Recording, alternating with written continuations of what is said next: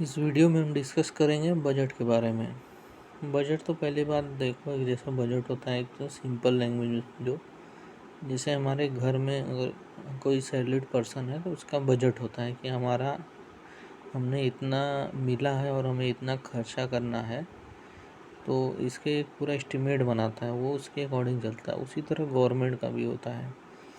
पहली बात तो ये हो गई, जो इसका मतलब रेवेन्यू है, और जो इसका रिसीट है, जो एक्सपेंडिचर है उस ईयर का, जो पिछले 2 ईयर में हमारे बेस मानते हैं उसको, जैसे जो पिछले ईयर का फिगर रहता है उसको ये बजट फिर रिवाइज होता है उसी साल में, जिस साल लागू होता है उसको, और फिर जो एस्टिमेट हम बनाते हैं नेक्स्ट ईयर को, उसको लेकर हम ये तैयार करते हैं पूरा।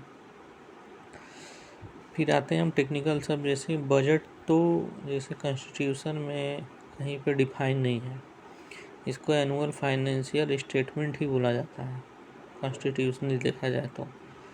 फिर गवर्नमेंट ऑफ इंडिया है, मतलब जो सेंट्रल गवर्नमेंट है, तो सेंट्रल गवर्नमेंट के लिए बजट का ये सब जो आर्टिकल होता है, अनुच्छेद होता है, तो अनुच्छेद 112 में है, और स्टेट गवर्नमेंट के लिए अनुच्छेद 202 में है।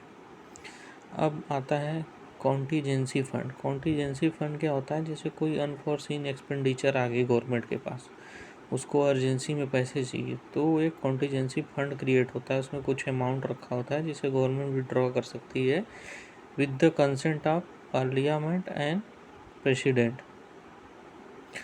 तो एक बुक है इंडिया 2018 करके, उसके अकॉर्डिंग 500 करोड़ रुपए अभी मतलब कॉन्टीजेंसी फंड है हमारे पास। फिर बजट में कुछ चीज़ें रिवाइज हुई हैं, जैसे कि अब बजट 1 फरवरी को पेश होता है, मतलब जो एडवांस कर, इसको पहले कर दिया गया, पहले मार्च अप्रैल में होता था, बट 1 फरवरी को इसको करते हैं 2017 से। और दूसरी बात ये है कि जो रेलवे बजट था वो जनरल बजट से मर्ज हो गया है। ये हमारी कॉलोनियल प्रैक्टिस चली आ रही थी 1924 से, तो उसको हमने अब एबॉलिश कर दिया है, जो हमारी कॉलोनियल प्रैक्टिस थी कि हम बजट को, रेलवे बजट को अलग से पेश करेंगे, बट वो अब नहीं होता है। तो ये रहा हमारा बजट के बारे में। अब आते हैं हम, एक लास्ट वीडियो में मैंने टर्म डिफाइन किया था, डिफिसिट फाइनेंसिंग, मतलब जो हमारा रेवेन्यू और एक्सपेंडिचर के बीच में गैप आ रहा है उसको मेंटेन करने के लिए ये टर्म यूज किया गया था। तो टाइप्स ऑफ डिफिसिट कितने होते हैं? टाइप्स ऑफ डिफिसिट जैसा कि आप देख पा रहे हैं, पहला है रेवेन्यू डिफिसिट। रेवेन्यू डिफिसिट क्या होता है ये मैं आपको बताता हूँ। जो एक्सेस ऑफ रेवेन्यू एक्सपेंडिचर है ओवर रेवेन्यू रिसीट, मतलब जो हमने एक्सेस खर्चा किया है, जितना हमने प्राप्त किया है, उसको हम रेवेन्यू डिफिसिट बोलते हैं। मतलब टोटल रेवेन्यू एक्सपेंडिचर, जैसे नॉन प्लान एक्सपेंडिचर है, फिर प्लान एक्सपेंडिचर है, उसमें से जितना हमें प्राप्त हुआ है, जैसे नेट टैक्स रेवेन्यू फिर नॉन टैक्स रेवेन्यू, उसको माइनस कर देंगे तो रेवेन्यू डेफिसिट आ जाएगा। फिर बजट डेफिसिट आता है। बजट डेफिसिट क्या होता है?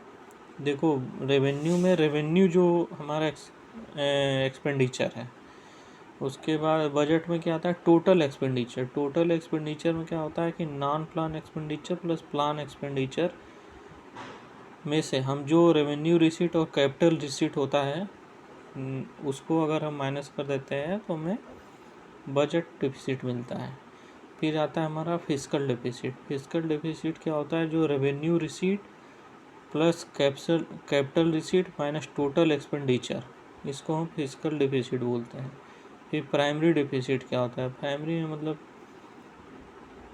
एकदम आप बोल सकते हैं जो रेवेन्यू डेफिसिट और जो इंटरेस्ट हम पे करते हैं, वो रेवेन्यू जितना हो रहा है उसमें से जो इंटरेस्ट पेमेंट किए हैं उसको आप माइनस कर दोगे तो प्राइमरी डेफिसिट मिलता है। तो ये सब चीज़ें आपको मतलब पता होनी चाहिए, ये सब कॉमन टर्म्स हैं। एक कॉमन अंडरस्टैंडिंग के लिए भी आपको इन सब चीज़ों से अपना टेक्निकल शब्द है जो आपको पता होना चाहिए। इसमें हम थोड़ा जीएसटी के बारे में भी जान लेते हैं, जो गुड्स एंड सर्विस टैक्स है। तो सबसे पहली बात कि ये जो पहले प्रपोज किया गया था जीएसटी, ये जो है केलकर करके एक टास्क फोर्स बना था, सबसे पहले उसने जीएसटी को प्रपोज किया। उसके बाद अगर आपको पूछा जाए कि जीएसटी कब से लागू हुआ, तो ये 8 सितंबर 2016 101 अमेंडमेंट एक्ट बना था, उसमें लागू हुआ और ये प्रॉपर अप्लाई हुआ 2017 1 जुलाई 2017 से। तो जीएसटी के बारे में ये सब रहा। ठीक है, थैंक यू वेरी मच।